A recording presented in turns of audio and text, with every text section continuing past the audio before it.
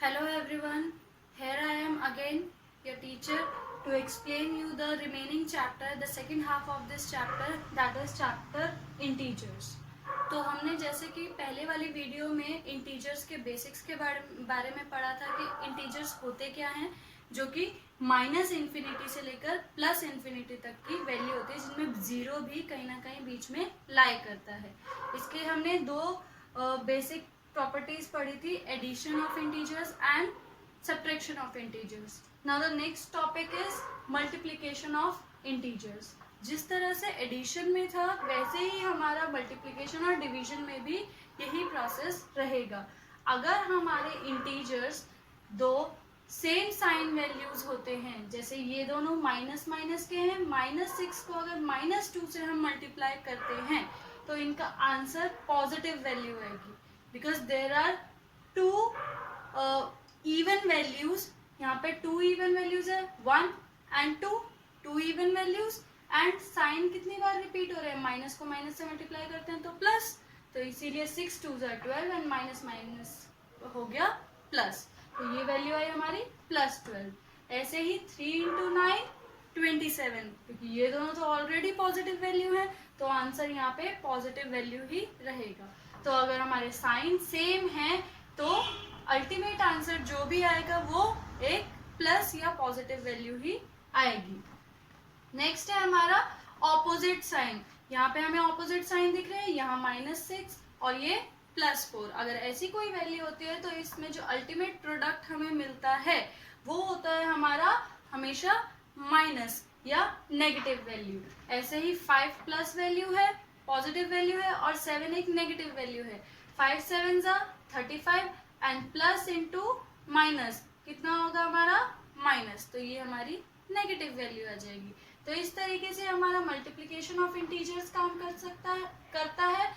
Just like that हमारा division of integers भी वैसे ही काम करता है. जैसे -10 को -5 से डिवाइड किया, इसको अगर हम ऐसे लिखें तो ये कुछ आएगा -10 डिवाइडेड बाय -5. तो 5 10 को कैंसिल करेगा 2 पे, और माइनस को कैंसिल करेगा, तो अल्टीमेट प्रोडक्ट कितना आएगा 2. ऐसे ही 4 को अगर हम 2 से डिवाइड करके देखें तो ये तो डायरेक्ट आंसर ही हमारा 2 पॉजिटिव वैल्यू आएगी. तो अगर साइन सेम है तो आंसर जो अल्टीमेट प्रोडक्ट मिलेगा वो हमेशा प्लस वैल्यू मिलेगी. लाइकवाइज अगर हमारे पास एक नेगेटिव वैल्यू है और एक पॉजिटिव वैल्यू है, जैसे कि हमारा डिविडेंड दे रखा है -20 और डिवाइजर कितना दे रखा है 5.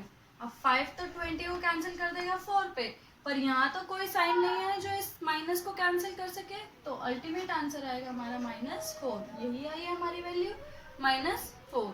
एज इट इज ये भी होगा, 30 प्लस की वैल्यू है, 30 डिवाइडेड बाय -2, तो अगर हम इसको भी कैंसिल करें इट विल बी -15. मतलब कि अगर हमारे ऑपोजिट साइन होते हैं तो लास्ट में जो अल्टीमेट आंसर हमें मिलता है वो हमेशा नेगेटिव वैल्यू ही मिलेगी. इसके बाद हमारी आती है मेन प्रॉपर्टीज ऑफ इंटीजर्स, जो कि हमारे इनके ऊपर बेस्ड क्वेश्चन भी आते हैं पेपर के अंदर. First is closure property. अब क्लोजर प्रॉपर्टी क्या होती है? Closure property always states that if you do addition, subtraction, divide और मल्टीप्लाई, आप इनमें से कोई सा भी मेथड लगाइए, कोई भी 2 3 4 कितने भी इंटीजर्स के ऊपर इसे वर्क कीजिए, अल्टीमेट आंसर जो आएगा वो भी एक इंटीजर वैल्यू ही आएगी. जैसे कि अगर मैं -6 को 2 से मल्टीप्लाई करूँ तो -12, -6 भी इंटीजर, 2 भी इंटीजर और -12 भी क्या हुआ इंटीजर. ऐसे अगर मैं 7 + 0 बोलूँ तो 7, अब 7 क्या था इंटीजर, 0 भी हमारा इंटीजर होता है और 7 अल्टीमेटली भी क्या हुआ इंटीजर. ऐसे अगर एक और एग्जांपल ले लेते हैं, 3 × 0 अल्टीमेट आंसर 0, तो ये भी क्या हुआ हमारा इंटीजर. तो क्लोजर प्रॉपर्टी ये कहते हैं कि क्लोज होने पर, फाइनल आंसर आंसर आने पर भी जो वैल्यू रिसीव होगी वो भी हमारी क्या होगी, इंटीजर वैल्यू ही होगी। नेक्स्ट प्रॉपर्टी है हमारी कम्यूटेटिव प्रॉपर्टी। कम्यूटेटिव प्रॉपर्टी क्या होती है, ये कहती है कि अगर a को b से ऐड करते हैं या b को a से ऐड करते हैं तो फाइनल आंसर हमारा दोनों ही केसेस में सेम होता है। सपोज हम एग्जांपल लें 2 + 3, तो 2 + 3 क्या हुआ 5, पर अगर इसी को मैं 3 + 2 लिखूं तो भी आंसर क्या होगा 5, तो answer will remain the same. तो इसीलिए इनके बीच में क्या आया, इक्वल का साइन। बट अगर इसी की जगह हम देखें a - b तो वो b - a के बराबर नहीं होगा। जैसे कि हम एग्जांपल ले सकते हैं 3 + 5, 3 + 5 is sorry it is 3 - 5, 3 - 5 is -2, जबकि अगर मैं 5 - 3 करूं तो इट विल बी 2। तो क्या -2 2 के बराबर है, नो, -2 एक नेगेटिव वैल्यू है और 2 एक पॉजिटिव वैल्यू है, तो ये आंसर सेम नहीं होगा। जस्ट लाइक दिस, जैसे a + b का केस रहा है वैसे ही a × b का केस रहेगा। a × b 2 3 6 ले सकते हैं हम, ऐसे b × a 3 2 6, दैट मीन्स अगर मैं 2 × 3 लिखूं या 3 × 2 लिखूं आंसर 6 ही आएगा, दोनों में ही पॉजिटिव वैल्यू आएगी, which is correct. Commutative property इसमें एप्लीकेबल है। But a / b is not equal to b / a। जैसे कि हम बात करें 4 / 2, क्या 4 / 2 / 4 के बराबर हो सकता है? इसे हम देख के ही बता सकते हैं, इट इज नॉट पॉसिबल, क्योंकि यहाँ पे आंसर आता है 2 और यहाँ पे आता है 1/2, तो ये दोनों वैल्यू इक्वल नहीं है। तो ये है हमारी कम्यूटेटिव प्रॉपर्टी। नेक्स्ट प्रॉपर्टी आती है हमारी एसोसिएटिव प्रॉपर्टी। इसके अंदर क्या है, अगर हमें दो से ज्यादा कभी कोई वैल्यू दी जाती है तो हम उन्हें डायरेक्ट ऐड नहीं कर पाते हैं, उनके लिए हम किन्हीं भी 2 वैल्यू को पहले ऐड करते हैं, फिर जो अल्टीमेट आंसर आता है उसको हम थर्ड वैल्यू में ऐड करते हैं। जैसे कि a + b, पहले हम a + b को ऐड कर लेते हैं, फिर जो अल्टीमेट आंसर आएगा उसको हम c में ऐड करेंगे। तो अगर हम पहले b + c को ऐड कर दें और फिर जो अल्टीमेट आंसर है उसे a में ऐड कर दें तो क्या आंसर सेम होगा? Yes, of course answer same होगा। जिसके लिए हम एक और एग्जांपल लेके देख सकते हैं यहाँ पे। सपोज 2 + 3 + 5, यहाँ पे हम ले लेते हैं 2 + 3 + 5। तो अगर हम इस पे देखें तो 2 + 3 5 होता है, 5 + 5 10। ऐसे ही यहाँ पे देखें 3 + 5 8 और 8 को 2 में ऐड करें तो भी 10। तो दोनों ही केसेस में आंसर क्या आ रहा है हमारा 10 = 10। दैट मीन्स एसोसिएटिव प्रॉपर्टी जो एडिशन की है वो बिल्कुल करेक्ट है, but it is not applicable in subtraction and in division. ये आप होमवर्क में इसे एक बार करके देखिए, it will be easy for you. Like values वही रखते हैं हम, वैल्यू यहाँ पे रख लेते हैं। सपोज हम 5 - 3 - 2 और यहाँ पे रख लेते हैं 5 - 3 - 2। अब इन वैल्यूज को आप खुद से सॉल्व करके देखिए, यू विल फाइंड कि इनका आंसर जो है दोनों का सेम नहीं आएगा।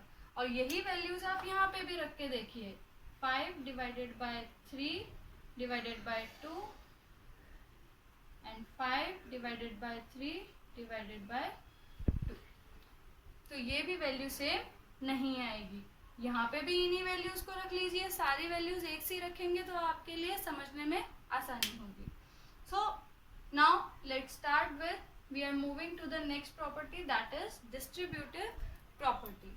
डिस्ट्रीब्यूटिव प्रॉपर्टी क्या कहती है कि अगर कोई भी 3 वेरिएबल हैं और उनके अंदर ये 2 वेरिएबल ऐड हो रहे हैं और इनका जो बाहर है एक नंबर जो इनको मल्टीप्लाई कर रहा है, तो या तो हम ये कर सकते हैं इन दोनों वैल्यूज को पहले ऐड कर लें और जो अल्टीमेट आंसर है उसे a से मल्टीप्लाई करें, या फिर हम कर सकते हैं कि दोनों वैल्यू को b को एक बार a के साथ मल्टीप्लाई, फिर c को एक बार a के साथ मल्टीप्लाई, और क्योंकि दोनों के बीच में क्या है प्लस का साइन, तो वही हमने किया है, a इंटू बी प्लस ये रहा प्लस एंड a इंटू सी।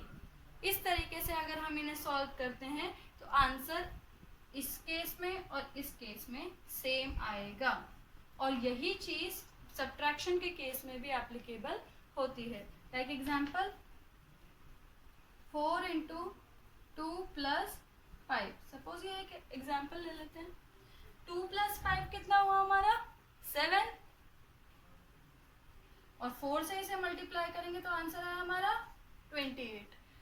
और अगर हम इसे स्प्लिट कर लें अकॉर्डिंग टू दिस प्रॉपर्टी तो 4 इंटू 2 प्लस 4 इंटू 5, 4 2 जा 8, 4 5 जा